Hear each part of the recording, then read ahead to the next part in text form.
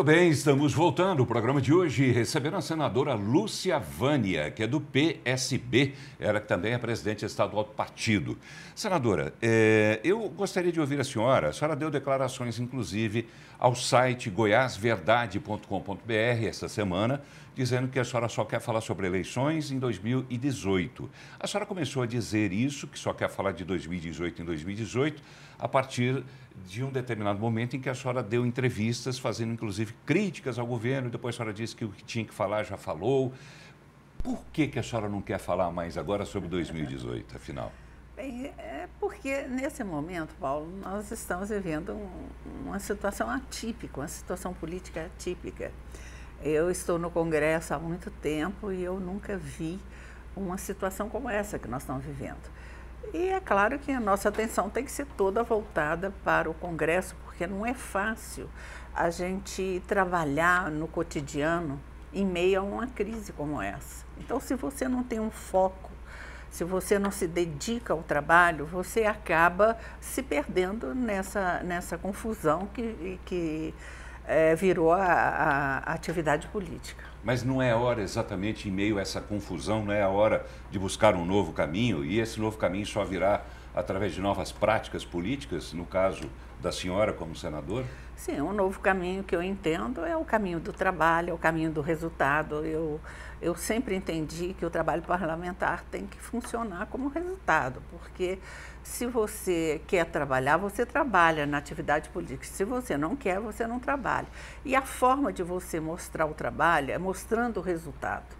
E acredito que o novo hoje é exatamente isso. A população brasileira está cansada de discursos vazios, está cansada de políticos que não cumprem as suas obrigações. Então, eu entendo que buscar o novo é você buscar, em meio a essa crise, mostrar caminhos. É o que eu estou tentando Caminhos fazer. decentes, de preferência, né? Caminhos sérios, claro. Honestos, decentes, é tudo que a população espera. É o que eu tento fazer hoje no Congresso. Hoje eu presido uma das comissões mais importantes, que é a Comissão de Educação. É uma coisa inteiramente nova para mim. Eu já fui presidente da Comissão de Assuntos Sociais, da Infraestrutura, de Desenvolvimento Regional e agora de Educação. E educação é um grande desafio para o país e é um grande desafio para mim mesma, para que eu possa realmente mostrar um trabalho diferenciado. Eu vou acabar desviando do assunto da política, mas tudo passa pela política, inclusive a educação, né? Porque fala-se muito que o PT aparelhou, né, o Brasil inteiro, inclusive a educação. O que é que a senhora imagina que seja possível fazer no sentido de despolitizar essa educação, desaparelhar, enfim, o sistema de ensino no Brasil? Esses 6 meses, eu tenho acompanhado muito de perto o ministro da Educação. O trabalho dele tem sido um trabalho árduo, porque ele tenta desmontar toda essa estrutura, toda essa partidarização que foi feita no Ministério. E também tenta ajustar os programas, porque nós temos, é claro que tem programas que foram feitos pela gestão passada, que são programas importantes, mas são programas que precisam de ajustes. O que a gente percebe em todos os programas na área de educação, não só a educação, mas de maneira geral, é que o governo não tinha planejamento. Ele lançava um programa e esse programa não tinha limite de custos. Era assim, você veja o FIES. O FIES é um programa importante. No entanto, o nível de expansão do FIES é uma coisa que não tem explicação. O orçamento não suporta. O Pronatec é um programa importante, mas também houve uma expansão desmedida, o orçamento não comporta. E assim são todos os programas. Nós passamos esses 6 meses tentando acompanhar e ajudar nesses ajustes. Pois é, a senhora como eu disse na abertura do programa, a senhora que passou pela universidade, né, estivemos juntos no curso de jornalismo, desde aquela época, desde sempre, para não ser muito exagerado, mas as esquerdas sempre dominaram as universidades e passaram a dominar também, né, o ensino médio e se brincar até o ensino fundamental. Aí eu queria saber da senhora de uma forma geral, então, já pegando todos, fundamental, médio e universitário. o que fazer. Eu me lembro bem de um artigo assinado pelo Luiz Felipe Pondé, na Folha de São Paulo, em que ele fazia a seguinte análise: o aparelhamento da esquerda, não especificamente do PT, mas das esquerdas, dentro do ensino no Brasil, está tão aprofundado que será preciso, se houver alguma providência nesse momento, será preciso pelo menos um período de 40 anos para reverter essa situação e fazer com que as escolas cumpram apenas a sua finalidade, né, de ensinar, de instruir e, claro, de abrir os olhos para a política, mas não com o viés esquerdista. A senhora vê isso assim também? Eu vejo. Eu acho que hoje nós tivemos alguns ganhos nesse processo democrático. E um dos ganhos, eu acredito, seja principalmente as universidades. Hoje a gente vê já na universidade, diferentemente do nosso tempo, na universidade, o contraponto, o contraditório. As pessoas hoje têm a oportunidade de viajar, de conhecer o mundo com mais facilidade, acesso à internet. Então, isso tem melhorado bastante o debate. Eu acho que, quanto a isso, não tem muito problema. O problema que eu vejo hoje é ajustar os programas ao orçamento e, ao mesmo tempo, buscar a qualidade desses programas, de fazer com que esse recurso seja realmente aproveitado. Vamos voltar para a política, então? Volte. A senhora vai ser candidata à reeleição ou ao governo? Volte para a política. A senhora vai ser candidata à reeleição ou ao governo? Olha, Paulo, eu acho que eu cheguei num ponto que eu não preciso e não vou forçar nenhuma situação. Eu quero que as coisas se deem assim com tranquilidade. Se a base, as pessoas que me apoiam entenderem que meu nome é competitivo, que meu nome é importante para o estado de Goiás, eu vou. Eu não vou para nenhuma disputa que eu tenha que tirar alguém do seu espaço ou buscar um espaço forçado. Isso eu não vou fazer. A senhora se refere à base aliada do governo, à base do governo do Estado? Quando a senhora falou base? Eu me refiro à minha própria posição, porque, na verdade, você disputa uma eleição majoritária, você disputa um espaço que é um espaço limitado. E as minhas duas outras campanhas para o Senado foram campanhas assim muito difíceis, muito disputadas. Eu tive que buscar o espaço com muita força. Bater no pé mesmo. Né? Agora não, agora eu só vou mesmo disputar a eleição se eu entender que a minha posição é uma posição tranquila e que eu possa acrescentar alguma coisa ao grupo que eu represento. Esse grupo que a senhora representa, isso que eu queria saber, qual é? É o da base do governo do Estado ou é do PSB e alguns partidos? Olha, eu tenho uma base no PSB, no PSDB de 20 anos, né? Eu militei 20 anos no PSDB, obviamente, eu tenho uma parte da minha base no PSDB.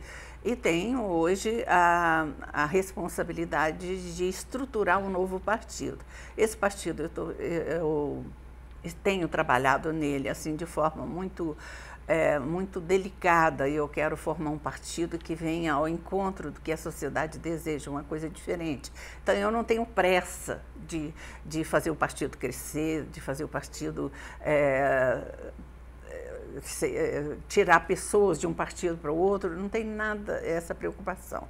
A minha preocupação é exatamente responder a essa base que sempre respondeu com votos à minha pessoa. Então, eu não posso realmente dizer, olha, eu sou inteiramente livre para decidir meu caminho. Eu tenho pessoas que estão ligadas a mim e que esperam um comportamento que seja de conjunto e não individual. Como a senhora disse, a disputa é difícil porque são poucas cadeiras, né, para muitos pretendentes. É verdade. Se a senhora pretender disputar mais uma vez o Senado, vale lembrar que são 2 vagas este ano. Uma delas, a senhora considera que dentro da base já esteja reservado para Marconi? Pelo menos ele disse isso nessa semana lá na cidade de Goiás, que ele vai realmente se desincompatibilizar no ano que vem abrindo espaço para José Hélito e vai concorrer ao Senado. Essa vaga já é dele. Obviamente, ele é a maior liderança do partido e da base aliada, ele tem toda a preferência da vaga, né? Eu acredito que se ele for disputar, e também ele tem dito reiteradas vezes que só vai falar nisso depois que ele entregar o cargo. Então, na verdade, é muito difícil, nesse quadro que nós estamos vivendo, a gente estabelecer já os candidatos. Sobra uma vaga, né? Se ele realmente for confirmado é claro que como candidato, sobra uma vaga. Obviamente, se ele for disputar, uma vaga é dele pela liderança que ele exerce nessa base aliada. Tempos atrás, ele chegou a dizer, num evento do PP, que o voto dele seria para o Hilder, que é o presidente estadual do partido, hoje senador Wilder Moraes.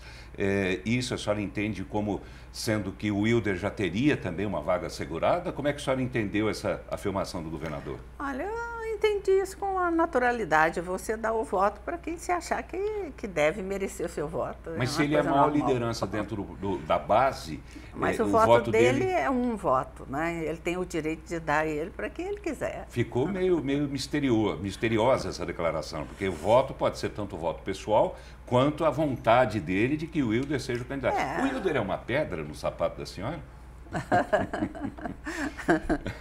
Olha, Paulo,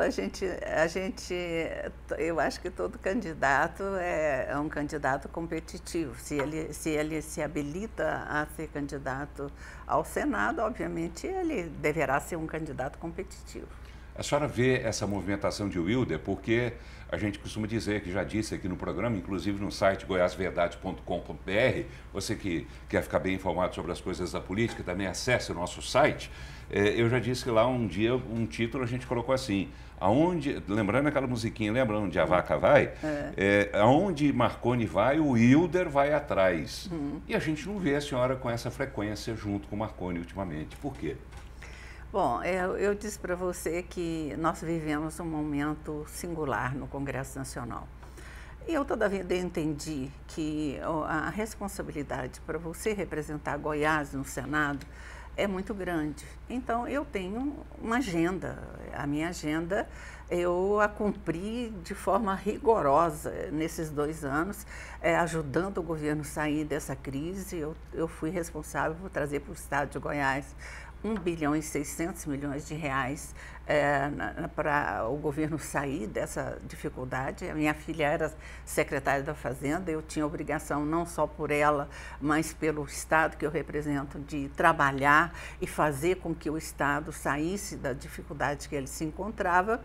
Então, eu cumpri essa agenda rigorosa, ajudei nesse processo todo do encaminhamento da CELG. Eu me preocupei muito com o fato de que a empresa estava praticamente quebrada. A situação do Estado era muito difícil em função de que a empresa já não respondia mais à expansão do nosso parque industrial. Então, eu trabalhei intensamente. A convalidação dos incentivos fiscais também. Fiz a convalidação dos incentivos fiscais, consegui reverter ou trazer de volta um projeto em que o governo teria que ressarcir o Estado pela isenção dos impostos de exportação.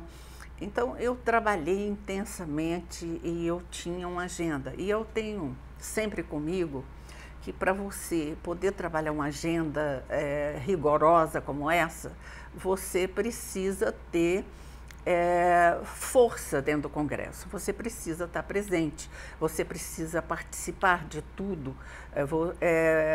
E eu atingi no Senado um nível de credibilidade que pouca gente consegue.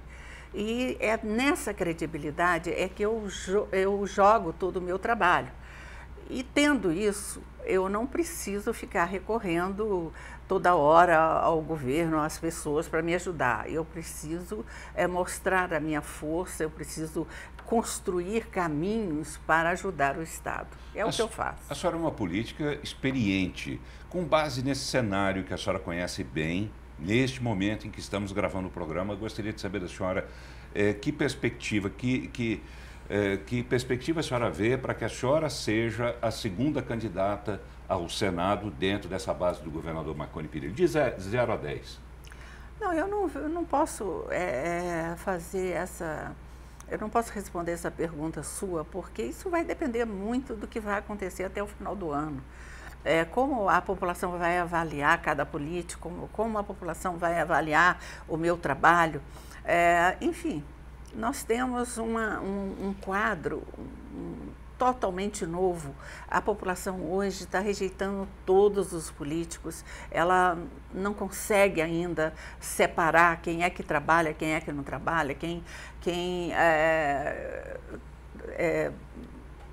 tem compromisso com o interesse público, quem não tem, quem é político corrupto, de uma forma geral, quem não é. Está desacreditado. Então está né? tudo muito misturado e eu acho que a população precisa de tempo para poder acomodar as coisas e partirmos para um processo eleitoral totalmente diverso desse que nós estamos habituados. O caminho da senhora também pode ser totalmente diverso do que está acontecendo nesse momento, ou seja, confirmar-se-ia o que disse o deputado estadual Lissauer Vieira em fevereiro, quando ele deu uma entrevista dizendo que o PSB iria sim conversar com o DEM e também com o PMDB e que poderia ter candidato próprio ao governo. Esse pode ser o caminho também? Olha, na minha visão hoje, a população não quer saber de partido. É uma coisa incrível. O que eu acho que pode ser feito é uma grande frente em Goiás para poder realmente criar um clima de mudança. E essa frente tem várias pessoas aí que pode integrar essa frente, que são pessoas novas, que estão começando, pessoas que têm lastro, mas que representaria talvez uma coisa inteiramente diferente do que isso que nós estamos habituados. A senhora teria um nome para citar? Tem vários nomes aí que poderiam representar bem essa frente. Eu pediria a você que me permita não citar nomes. Eu prefiro ficar em silêncio. Sim. Prefiro ficar em silêncio. A senhora tem visto com frequência, né, ao lado de Caiado, em fotos, em eventos, aquela coisa toda, e é natural que a imprensa observe isso e veja nisso um movimento da senhora ou dele no sentido de um acordo entre os dois. Isso existe? Olha, o que existe é uma parceria boa que nós fazemos no Senado. Tanto eu como o Caiado, eu acho que nós chegamos num nível de amadurecimento em que a gente já tem possibilidade de fazer um trabalho independente de partido. Então, tanto ele como eu têm um compromisso muito grande com o Estado de Goiás. E é claro que quando tem qualquer projeto que possa unir essa força dele e minha, a gente acaba se complementando e tendo bons resultados. Essa dobradinha que nós temos feito no Senado, que às vezes incomoda um pouco aqui o mundo político, ela é extremamente importante para Goiás. Porque o Caiado tem um estilo mais aguerrido, ele é muito competitivo, ele gosta muito de trabalhar regimento. E eu gosto muito de trabalhar os projetos de forma mais profunda, de entender melhor os resultados. Então a gente se complementa nisso. E quando se trata de uma questão de Goiás, nós dois somos assim muito fortes dentro do Senado. A senhora está mais próxima de Caiado ou de Marconi? Bom, aí eu tenho uma convivência hoje muito grande, porque você veja bem, com esse problema, com essa crise que nós vivemos, eu praticamente fico o dia inteiro no Congresso. E a convivência não só com o Ronaldo, a convivência com outros parlamentares do Centro-Oeste, com o Valdemir Moca, com a Simone Tebet, enfim, com o pessoal que tem em comum uma região, a gente tem uma convivência muito grande. Então, essa convivência é diária e a gente vai, obviamente, se aproximando. A senhora não citou convivência com o Wilder, por quê? Não tem convivência com ele? O estilo de trabalho é diferente, né? Ele tem outro tipo de trabalho que que não é o trabalho que eu e o Caiado fazemos. Muito bem, estamos voltando ao programa de hoje, recebendo a senadora Lúcia Vânia, que é do PSB, e é também presidente estadual do partido e presidente também da Comissão, né, de Educação lá no Senado. Senadora, no final do bloco anterior, eu disse que gostaria ainda de falar de Caiado, mas vou explicar por quê. Porque o seu partido, o PSB, esteve no centro das notícias quando se falou de uma provável fusão com o DEM, Democratas, ao qual pertence Ronaldo Caiado. Esse assunto, ao que parece, ficou meio quieto, mas agora parece que ressurge com a possibilidade, inclusive, dessa atração, para não usar outra palavra, que o presidente Michel Temer está querendo fazer de socialistas, né, de partido, de membros do seu partido, deputados federais do seu partido, para o PMDB, ao mesmo tempo em que Rodrigo Maia também quer se cacifar para poder concorrer, ou pelo menos ocupar, ainda que temporariamente, a presidência da República no caso de impedimento de Temer. E isso faz com que essa história de ressuscitar essa fusão de DEM e PSB volte ao noticiário. O que é que tem de concreto nisso? Olha, o que acontece é que o PSB hoje tem 46 deputados federais. E é um partido bem estruturado. Tem 4 governadores, tem um vice-governador de São Paulo, tem, enfim, uma bancada estadual grande em cada um desses estados. No entanto, com a morte do Eduardo Campos, o partido ficou sem uma liderança nacional de peso. Embora o presidente do partido seja uma pessoa muito respeitada, uma pessoa muito preparada, mas ele não tem mandato e ele procura manter o partido unido. Quando chegaram as reformas, agora, recentemente, a reforma da Previdência, a reforma trabalhista, a própria reforma política, o partido se viu numa situação muito complicada, porque é um partido que tem um compromisso histórico com os trabalhadores, tem um compromisso histórico com o social. No entanto, a reforma que veio para o Congresso Nacional era uma reforma que, de certa forma, principalmente quando ela chegou na Câmara, que houve várias emendas, ela ficou uma reforma que feria profundamente os princípios do partido. E o presidente do partido tomou uma decisão que, não, na minha visão... Isso se refere à reforma trabalhista. Tomou uma decisão de fechar a questão em relação à reforma trabalhista. E alguns deputados não gostaram disso. E grande parte desses deputados não foram ouvidos antes do presidente fechar o partido, a questão. Com isso, houve uma dissidência. E essa dissidência, ela se deu muito mais entre os deputados que vieram recentemente para o partido, não aqueles históricos do partido. Com essa dissidência, entrou em campo o DEM para poder se cacifar, para trazer esses deputados, porque muitos desses deputados que estão no PSB, que se revoltaram, era do DEM. Por exemplo, a líder do partido era do DEM, o Heráclito Fortes era do DEM, e veio para o PSB com o Eduardo Campos, porque ele tinha uma perspectiva aí de poder. E agora quem tem a perspectiva de poder é o Rodrigo. Exatamente. E esses deputados é que lideraram essa dissidência.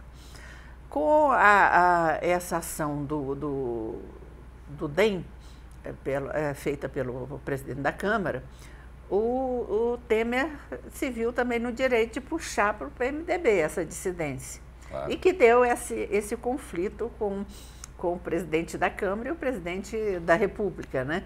Mas isso, eu acredito que está sendo contornado. Hoje, esse grupo deverá se encontrar, a liderança do PSB deverá se encontrar com o Geraldo Alckmin, em São Paulo.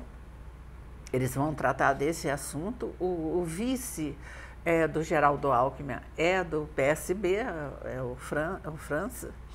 E eles estão tentando contornar para que não haja uma dissidência. Que pode ser, inclusive, candidato ao governo em São Paulo. O Márcio França é candidato ao governo de São Paulo e é também candidato à presidência do partido, que deverá ser trocada agora em outubro. Então, é uma movimentação política, até certo ponto, normal dentro desse quadro. A senhora não tem receio de que esses dissidentes possam puxar outros do PSB e haver quase que uma fusão entre PSB e DEM? E se houver a fusão entre PSB e DEM, eu estou curioso para saber como é que ficaria aqui em Goiás. A senhora mandaria no partido ou Caiado? Já perguntaram isso. Não existe essa possibilidade, porque há um diferencial aí grande entre os princípios defendidos pelo DEM, antigo PFL, e os princípios defendidos pelo PSB. Eu acho que pode haver até uma aliança tática, mas uma fusão é muito difícil. Mas falando em aliança tática, que me parece que é o que a senhora disse no bloco anterior, que acontece lá em Brasília entre a senhora e Ronaldo Caiado, a senhora dizendo que ambos defendem os interesses de Goiás, não foi bem assim que aconteceu no caso da CELG, quando a sua filha, então secretária da Fazenda, Ana Carla, ela lutou pela venda da CELG, para a viabilização da venda da CELG, a senhora lutou por isso e Caiado foi absolutamente contra. Ali os senhores trocaram farpas, principalmente a filha, né? A Ana Carla não poupou adjetivos a Caiado e vice-versa. Como amadurecer, uma palavra que a senhora usou no bloco anterior, como é que é amadurecer essa relação superando casos como esse? Sim, na verdade, essa questão da CELG era uma questão muito localizada. Havia um questionamento do Caiado há muito tempo, porque toda essa negociação que envolveu a CELG foi muito confusa.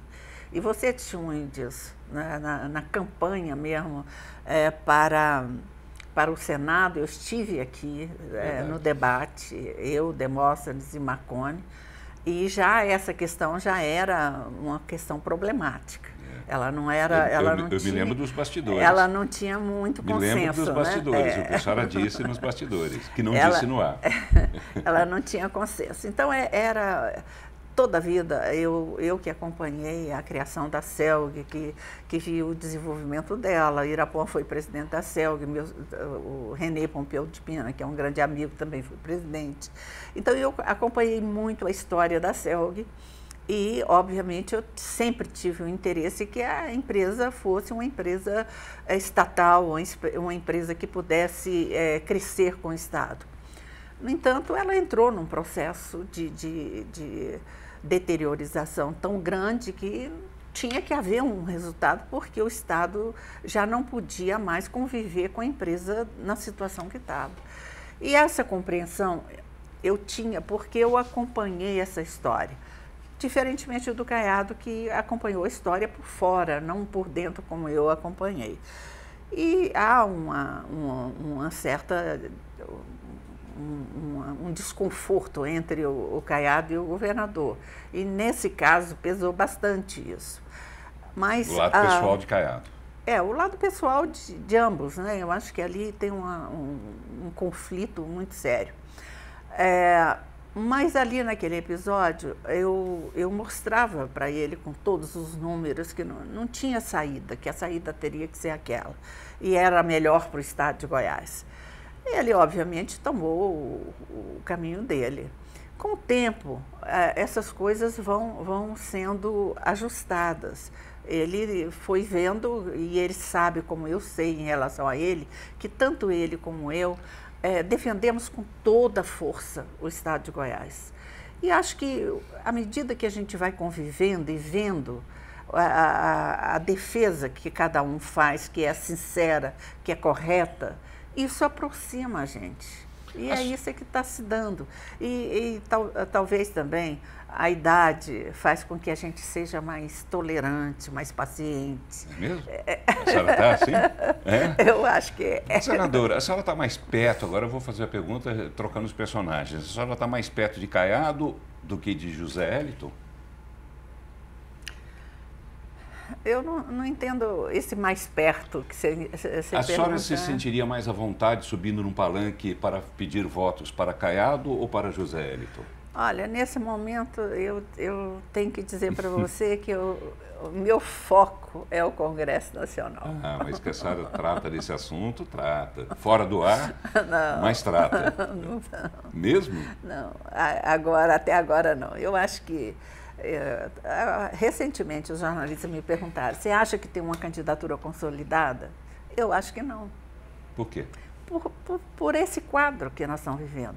Eu ando muito, eu viajo o estado inteiro, eu me dedico. Eu não faço outra coisa na minha vida. A senhora é municipalista, né? Eu não faço outra coisa na minha vida a não ser cuidar do meu mandato. Então, na verdade, eu caminho, eu converso com as pessoas, eu recebo as pessoas.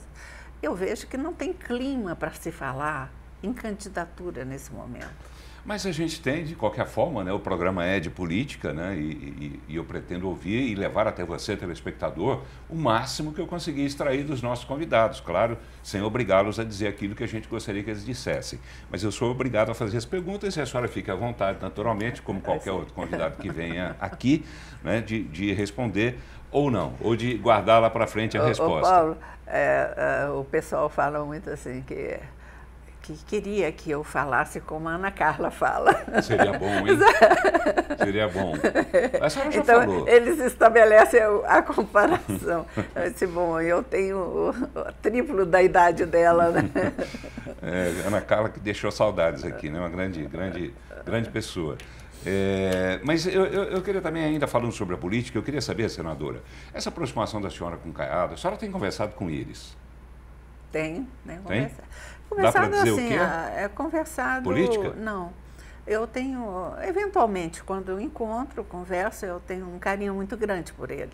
E tem ajudado a prefeitura. Agora mesmo eu devo entregar, né, nessa próxima semana, uma usina para asfalto aqui de Goiânia. Eu fiz esse trabalho aí junto ao secretário de obras dele. É um trabalho interessante. E tem ajudado, e ele também tem me ajudado muito. As minhas emendas de Goiânia, com a paróquia aqui do Pedro do Vico, com a paróquia lá do Itatiaia, com os programas sociais que eu tenho em Goiânia, eu sempre trabalho muito ligado ao grupo dele, à Prefeitura de Goiânia. Daniel Vilela faz parte do grupo dele? Olha, eu não entro assim no campo político ali, né? Porque a minha relação com o prefeito é uma relação administrativa. Eu não entro na questão política. Tá, mas a senhora pelo menos tem a percepção de que a senhora se aproximando de Caiado, se aproximando de Íris, isso pode fortalecer a pretensão de Caiado de ter o apoio de Íris e Daniel Vilela ficar de fora da disputa. Você está fazendo uma ginástica muito grande. Mas não é assim que o senhor pensa? Não. Não? As coisas acontecem por acaso? Não. Mas que isso enfraquece o Daniel? Uma ilação aí muito complicada, uma equação complicadíssima. Mas isso não enfraquece Daniel? O quê? A aproximação da senhora com Caiado, se houver lá na frente, de Caiado com Íris, quer dizer, Daniel acabou ficando isolado. Não, mas eu não trabalho a questão política com esse grupo. Não tem ainda? Como. Não a senhora tem diria como. que não trabalha definitivamente ou ainda não? Não trabalho. A minha relação é inteiramente administrativa. Tá bom, a gente acredita nisso. Muito bem, estamos voltando. Convidada de hoje, senadora Lúcia Vânia, que é do PSB, ela que também é presidente estadual do partido. Senadora, a gente vai e vem, e ficou faltando alguma coisa para perguntar ainda sobre política, sobre a eleição 2018, ainda que a senhora tenha dito já que não gosta muito de falar sobre isso. Mas trabalhando ainda com perspectivas, com equações, como a senhora disse no bloco anterior, digamos, alguém vai ter que sobrar na base aliada, porque tem muita gente, tem Vilmar Rocha, tem o próprio Demóstenes, caso consiga viabilizar a volta dele ao Senado e recuperar os direitos políticos dele. Enfim, tem muita gente de olho nessa tal de cadeira de candidato ao Senado em 2018 pela base aliada. Não estou desejando isso, não que eu esteja desejando isso, mas se a senhora ficar sem cadeira para sentar na base aliada, como é que a senhora vai fazer? Olha, Paulo, eu acho que é normal. Eu não vejo dificuldade se isso acontecer. Não aconteceu. Eu não disse para você que eu só serei candidata se a base, se o Estado, se a pesquisa apontar que eu seja realmente competitiva. Se eu não for dessa forma, se não for dessa forma, eu não vou brigar por espaço. A senhora não disputaria nem por outra base, por outro partido, com apoio de outros partidos? Isso só Deus sabe. Eu não sei. Eu só tenho um foco nesse momento. Primeiro, o meu trabalho no Senado e segundo, se eu for candidata, eu só serei candidata se houver realmente um apelo da base, um espaço natural. Se o espaço não for natural, eu não vou brigar por ele. A Lúcia Vânea de 2018 não será a mesma de 2002? Não. Aquela que bateu a mão na mesa? Aquela que bate a mão na mesa, o espaço é meu, eu vou em frente e disputo com Henrique Meirelles, depois vem, na segunda vez, disputo com Jônio do Friboi. Acabou, essa Lúcia Vânea acabou. Lúcia Vânea agora paz e amor. Lúcia Vânea, paz e amor. Michel Temer, cai? É difícil saber. Eu pessoalmente, desde o início achei e acho e continuo achando que ele deveria se afastar do governo. Muita gente acha que deveria ficar até o final porque a economia poderia recuperar. É uma ilusão. É uma ilusão você achar que uma pessoa com 4% de apoio popular pode governar um país da complexidade, possa governar o país com a complexidade política que nós estamos vivendo. Nós precisamos de alguém que fazer essa travessia mais tranquila, que tenha um mínimo de credibilidade. Rodrigo Maia tem essa credibilidade? Eu acho que ele tem aí, a Constituição determina que ele tem 30 dias para convocar novas eleições. Sim, mas ele teria tranquilidade. Indiretas. Ele pretende, inclusive, caso haja essas eleições, ele pretende ser candidato. Pretender, todo mundo pretende, né? Mas ele teria essa tranquilidade? Eu não sei se teria, eu acho que tem que ter um tempo para a gente ver, ele tem 30 dias aí para demonstrar capacidade de articulação, capacidade de aglutinação dessas forças. Eu pessoalmente acho que o ideal seria alguém fora do Congresso. Lula? Enquanto não for condenado em segunda instância, teria chance? Lula? Sim? Não.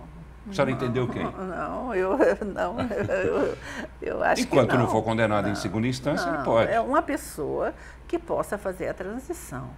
Você não vai botar uma pessoa que faça o país no caso de uma eleição direta. Entrar em convulsão outra vez. Não, eu acho quem que seria? Que político? Tem que Nós temos um político hoje no Brasil? uma pessoa que possa... tem várias pessoas, nomes de credibilidade.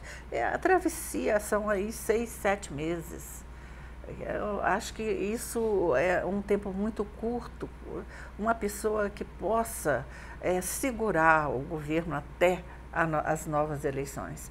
Do jeito que está, na situação que está hoje, hoje os jornais, a imprensa nacional toda foca o desconforto do ministro da Fazenda, que já não sabe mais o que ele pode fazer para segurar as contas públicas. Então, isso não pode continuar dessa forma, porque o país precisa de um ajuste severo. Ele não pode abrir as comportas como está abrindo. Então, é preciso mudar isso. Eu me referi, naturalmente, às novas eleições, a possibilidade de Lula concorrer. Mas a senhora falou de Meirelles. Meirelles realmente está, no dizer de Hélio Gaspari, né? Ele está sendo fervido, né? E não fritado. Fervido, segundo ele, parece que é pior ainda do que fritado. Vai cozinhando devagarinho. Vai cozinhando devagarinho. O fogo lento. A senhora acredita nisso? Meirelles, inclusive, eu não só quer acredito, disputar. como eu estou vivendo isso, né? Eu trabalho muito a área econômica. Nós temos um grupo de senadores que está trabalhando a redução de juros. A gente trabalha muito com o Banco Central e o Ministério do Planejamento e Fazenda. E eu vejo o Tesouro Nacional. Eu vejo que do jeito que está sendo feita, a abertura que o presidente está fazendo, num momento que nós temos um rombo das contas públicas na ordem de 230 bilhões de reais, e você aumentar essa meta. Qual é a grande luta do Meirelles hoje? É não ultrapassar essa meta que foi fixada no orçamento do ano passado. Ainda que seja a custa de aumento de impostos. Existe um grupo no governo que quer ampliar mais essa meta, passar essa meta aí para 270. E o Henrique, eu tenho certeza que ele não ficaria no governo se esse grupo que está puxando para ampliar a meta de endividamento querer ampliá-la. Eu acho que ele não ficaria. Henrique está fazendo um bom trabalho, na opinião da senhora? Excelente trabalho. Ele tem segurado esse momento que nós estamos vivendo. E essa medida impopular de aumentar PIS, COFINS do combustível? Essa medida impopular é em função de que abriram as comportas de tudo, fizeram reajustes fora do normal, enfim, uma série de ações que o governo tomou, uma parte do governo tomou, e que leva ele a buscar o que é possível dentro de um quadro desse. Então, esse aumento de impostos, eu acho que é uma coisa terrível, era a última coisa que poderia acontecer nesse momento. Eu sempre entendi que o aumento de impostos e essas reformas, tanto trabalhista quanto a reforma da Previdência, que são necessárias, mas que não tem, o presidente não tem credibilidade para implementar essas reformas. Então, a sociedade vira as costas para elas. E tem uma história que é o mercado quer. O mercado quer porque facilita a vida do mercado, mas a população não quer. E se torna ingovernável essa situação que nós estamos vivendo. A senhora diz que a reforma trabalhista é indispensável. Sim. Mas na hora de votar, a senhora se absteve. Muita gente não entendeu. A senhora poderia explicar por quê? Eu acho que não entendeu porque, na verdade, a maioria das pessoas não entenderam bem a reforma. Porque nós não terminamos a reforma. Agora vamos voltar para o Congresso e vamos votar mais uma medida provisória que vai mudar a lei que já foi sancionada. O que acontece? Eu queria a reforma, sim, que acho necessária, mas sempre entendi que ela não era uma reforma de se fazer nesse momento, pelo menos da forma com que foi feita. Ela tinha alguns pontos que precisavam ser mudadas e foram levantadas no Senado. Por exemplo, o trabalho de gestante em locais insalubres, o trabalho intermitente na indústria, que é complicado, e uma série de outros trabalhos, trabalho seguido, 12 horas, depois 36 de descanso.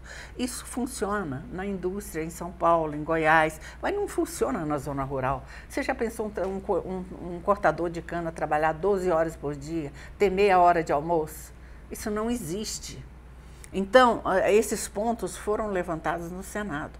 Só que, ao invés de mudar isso no Senado, o que a base do governo fez? Um acordo para que o Senado aprovasse o projeto do jeito que estava e que o governo modificaria esses pontos através de medida provisória. Faria um remendo depois.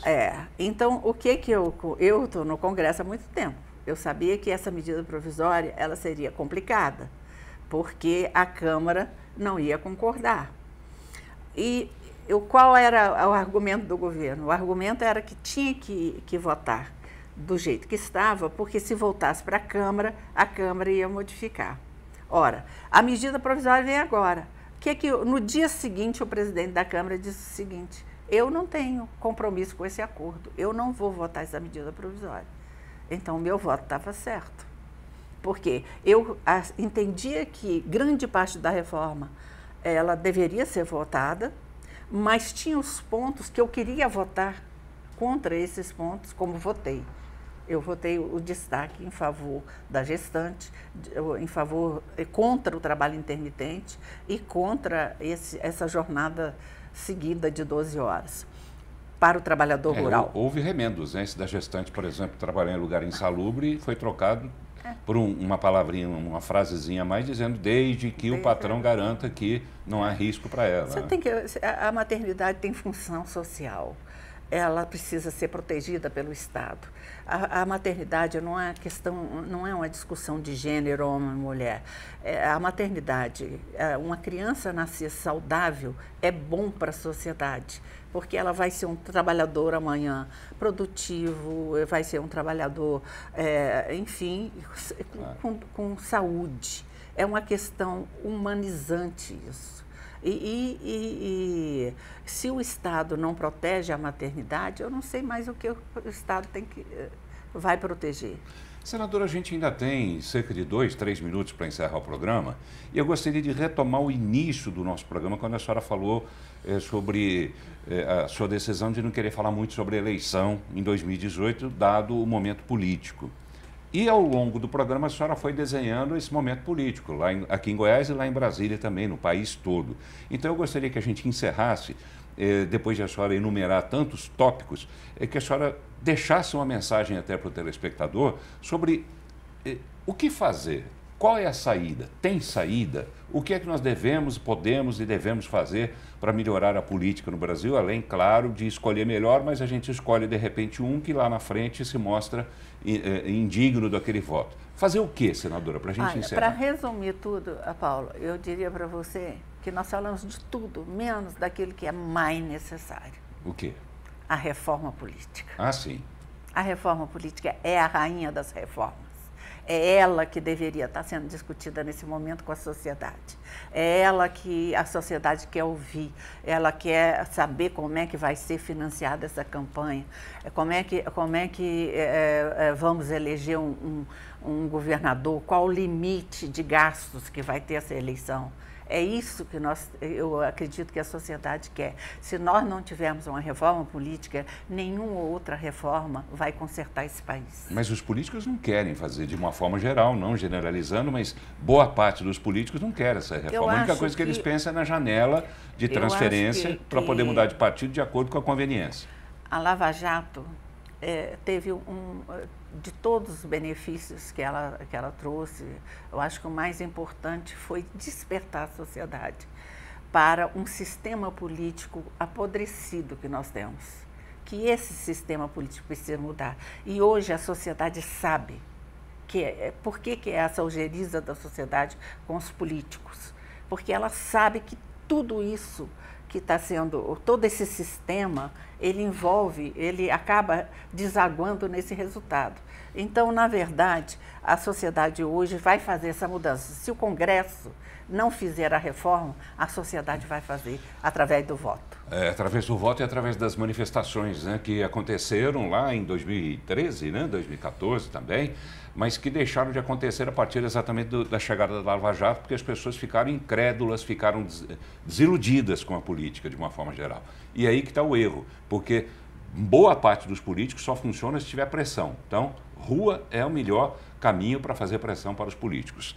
Senadora Lúcia Vânia, foi um prazer mais uma vez recebê-la aqui no programa. Sempre rende uma boa entrevista. Obrigado por ter vindo. Eu quero te agradecer essa oportunidade. É um prazer enorme poder estar e pedir desculpas.